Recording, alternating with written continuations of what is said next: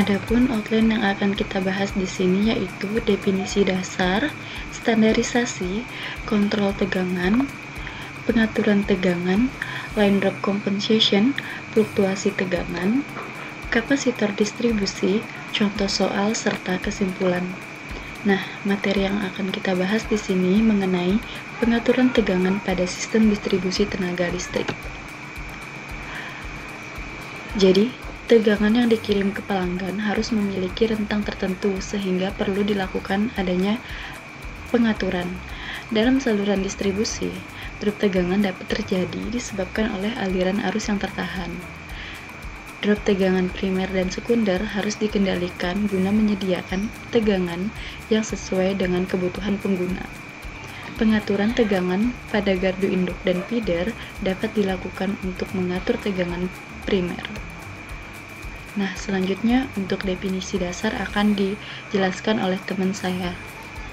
Selanjutnya definisi dasar dari pengaturan tegangan pada sistem distribusi, yaitu konsep dasarnya ada 6. Yang pertama adalah voltage regulation. Nah, voltage regulation ini adalah jatuhnya tegangan yang diukur dalam persen dengan tegangan ujung terima sebagai referensinya. Sedangkan ada drop voltage, itu merupakan perbedaan antara tegangan ujung kirim dengan tegangan ujung yang diterima dari suatu penyulang.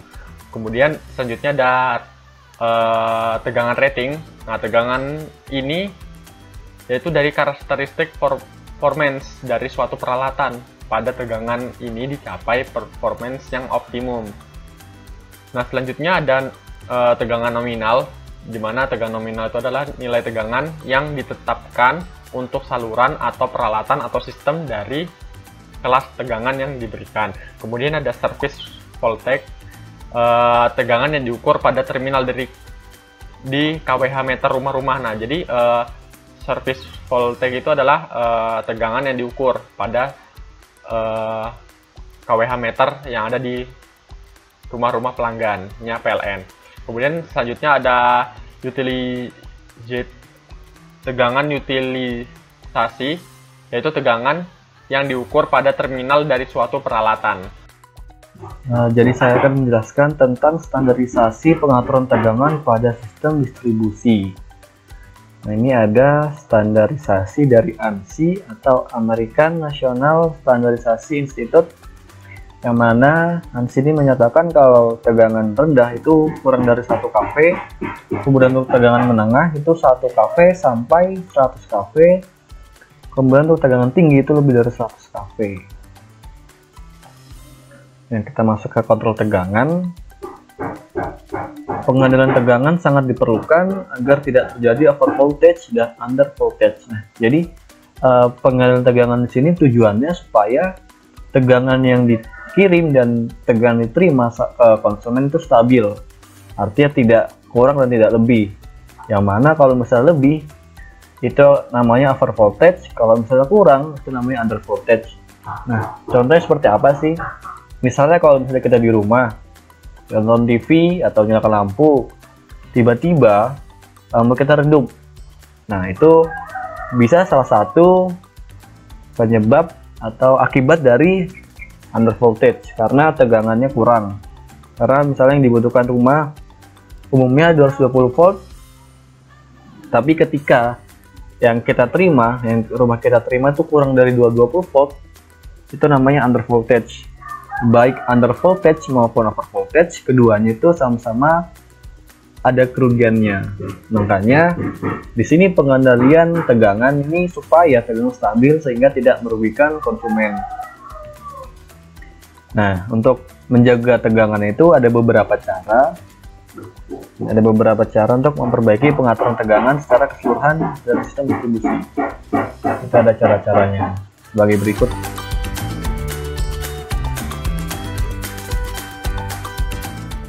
Ya, ini adalah pengendalian tegangan.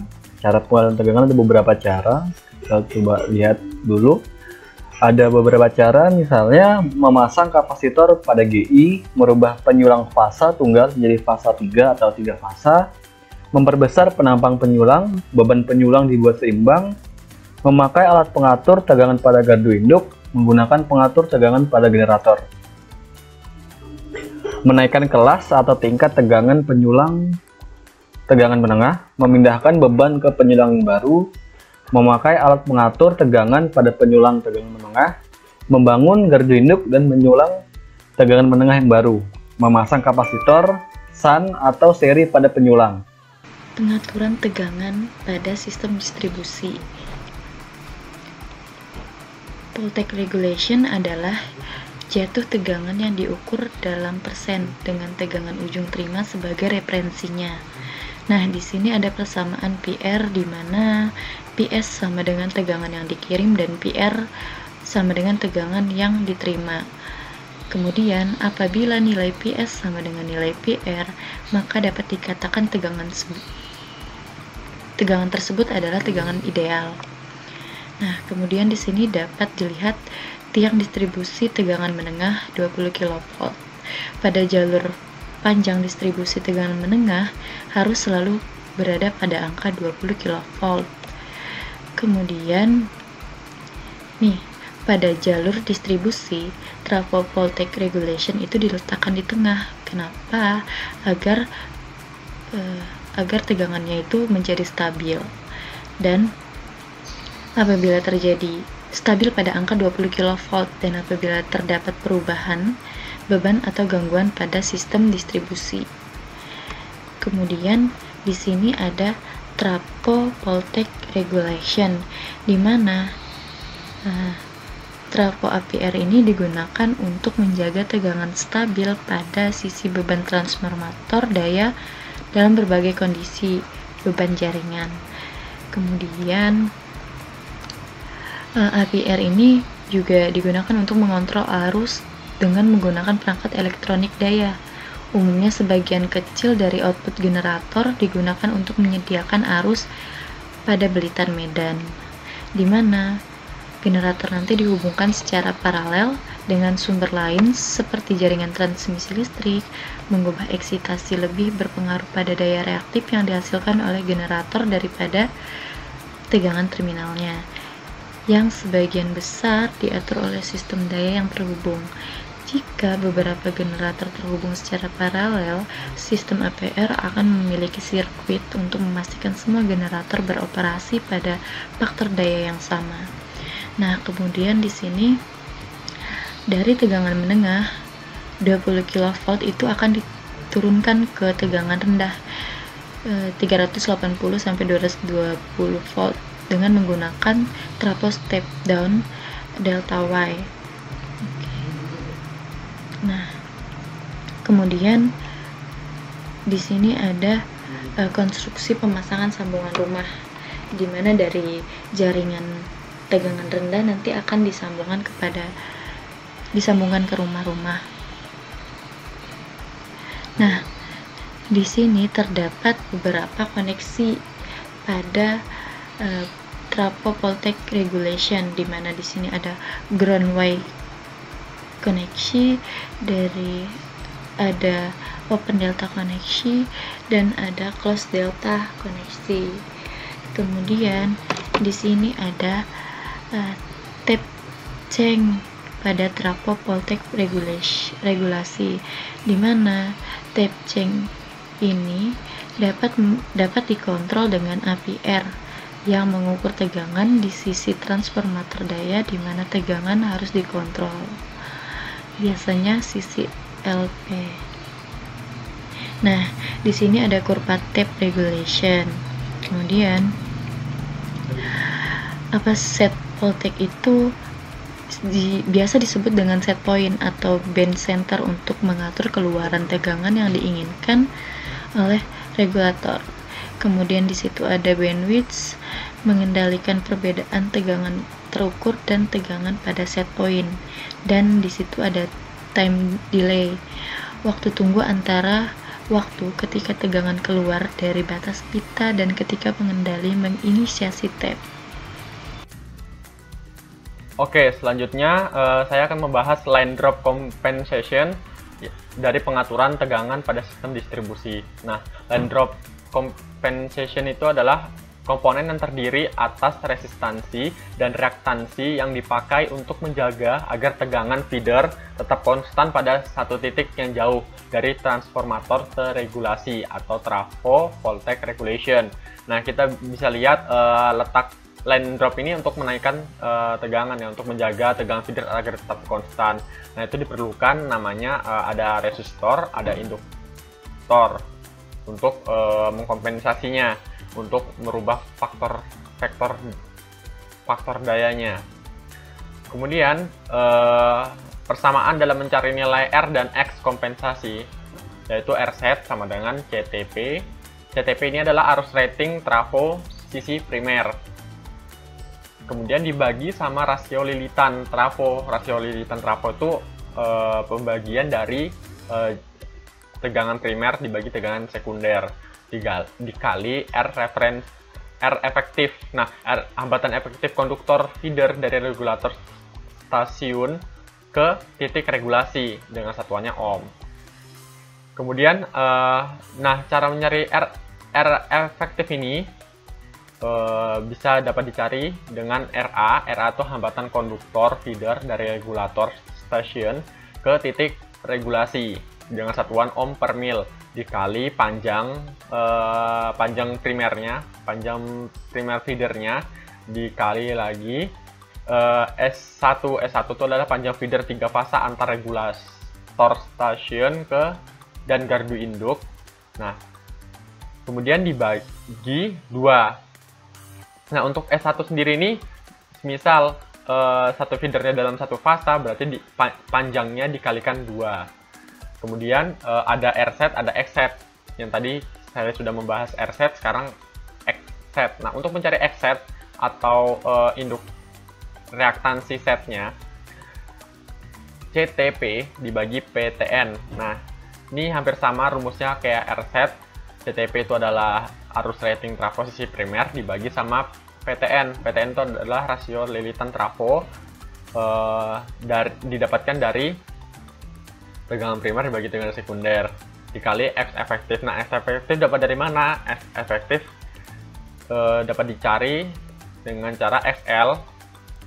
Nah, XL dikali L dikali S1 dibagi 2. Nah, SL ini adalah reaktansi induktif pada konduktor pada panjang feedernya. Jadi satuannya ohm per mil. Nah, SL sendiri bisa dicari sama dengan XA ditambah XD. XA itu adalah reaktansi induktif pada satu konduktor dengan jarak spacingnya 12 inch. Nah, ditambah XD, faktor spacing reaktansi induktif. Selanjutnya pendekatan pengaturan. Pendekatan pengaturan dibagi 2, ada load center dipilih untuk mengatur tegangan yang diberikan ke titik hilir regulator. Kemudian ada voltage spread mengatur R dan X untuk mendapatkan tegangan dalam pita ketika operasi antara beban kecil ke beban penuh, di mana pengaturan R dan X dapat dilakukan secara proporsional atau non-proporsional ke saluran R dan X. Selanjutnya ada load center compensation. Nah, di mana didapatkan rumusnya R set sama dengan ICT bagi NPT dikali RL. Kemudian untuk S setnya sama dengan ICT dibagi NPT dikali XL. Kedua rumus ini hampir bersamaan, cuman perbedaannya adalah di pengaliannya aja. Untuk R set dikali dengan RL, untuk S set dikali dengan XL. Selanjutnya ada voltage spread compensation, di mana rumusnya adalah C sama dengan V dikurang V set. Nah, V set ini adalah V yang nyata yang telah di-adjust di regulator, kemudian dikurangi sama V set. V set ini adalah pengaturan tegangan di regulator, atau bisa dicari sama dengan PF dikali R set ditambah QF dikali S set. Kemudian ada fluktuasi tegangan pada pengaturan tegangan pada sistem distribusi. Fluktuasi tegangan adalah perubahan tegangan secara random 0,9 sampai 1,1 PU. Dampak dari fluktuasi ini adalah terjadinya flicker pada lampu. Ini umumnya terjadi karena pembusulan pembusuran listrik atau disebabkan oleh arus arus motor yang besar sehingga menimbulkan turunnya intensitas terangnya lampu, pijar atau neon. Nah, bisa dilihat di gambar itu lampunya berfluktuasi, redup terang itu karena terjadinya perubahan tegangan secara random. Selanjutnya ada kapasitor distribusi pada pengaturan tegangan sistem distribusi. Nah, kapasitor shunt pada sistem distribusi, kapasitor shunt yang dipasang pada ujung beban dari sistem distribusi dapat berguna untuk yang pertama, untuk mengompensasi kebutuhan daya reaktif. Yang kedua, untuk menaikkan atau menurunkan tegangan. Yang ketiga, untuk memperbaiki faktor daya. Yang keempat, untuk memaksimalkan kapasitas sistem. Yang kelima, untuk mengatasi flicker atau fluktuasi tegangan. Ketika beban induktif membutuhkan daya reaktif dan menyebabkan tegangan sistem menurun, maka tegangan sistem berada pada daerah kapasitif. Untuk mengkompensasi penurunan tegangan, dipasang kapasitor shunt untuk mensuplai daya reaktif yang dibutuhkan oleh beban. Nah, untuk kapasitor seri, pada sistem distribusi, jika kapasitor dipasang seri, maka kapasitor dipasangan antara gardu induk dan pelanggan rumah tangga, di mana pemasangan kapasitor seri ini dapat mengatasi kedip tegangan dari beban yang berfluktuasi. Jika kapasitor dipasang di antara beban rumah tangga dengan beban yang berfluktuasi, ini tidak akan mengurangi kedip tegangan karena pengisian muatannya itu setelah dari pelanggan rumah tangga, jadi berfluktuasi duluan baru ngisi kapasitornya. Nah, baiknya kapasitornya itu ditaruh di sebelum rumah pelanggan. Kemudian selanjutnya ada contoh soal. Nah, contoh soal ini ada contoh soal, asumsikan bahwa regulator station terletak pada jarak S1 sama dengan 1,75 mil.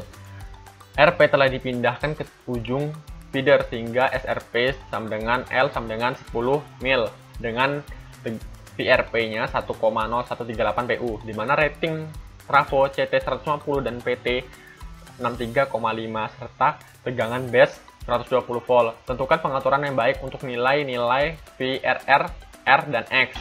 Nah, diketahui di dalam tipe konduktornya adalah tipe AACS 27 strand dengan panjang 266,8 kc mil, 53 in geometry mean spacing. Nah, ini nanti bisa dicari datanya di tabel. Dari tabel A4 dari lampiran A. Nah, dari yang konduktor yang kita sudah ketahui itu dicari tabel A4 dari lampiran A dari buku Turan-Gonen. Kemudian didapatkan resistansi pada 50 derajat Celcius dan reaktansi dari 266,8 kc mil AAC dengan 37 untaian masing-masing adalah 0,386 dan 0,4809 ohm per mil. Dari tabel A10, faktor jarak reaktansi induktif untuk jarak rata-rata geometri 53 in adalah 0,1802 ohm per mil. Oleh karena itu, untuk mencari XL-nya, untuk mencari efektif, untuk mencari R set dan X set, kita sebelumnya harus mencari nilai XL dulu, R efektif dan X efektif. Nah, XL-nya sama dengan XA ditambah XD, 0,4809 ditambah 0,1802. Dapatkan XL-nya 0,6611 ohm per mil. Kemudian kita mencari nilai R efektif sama dengan RA dikali L dikurangi S1 dibagi 2. RA-nya 0,386 dikali 8,25 dibagi 2. Didapatkan R efektifnya 1,5923 ohm.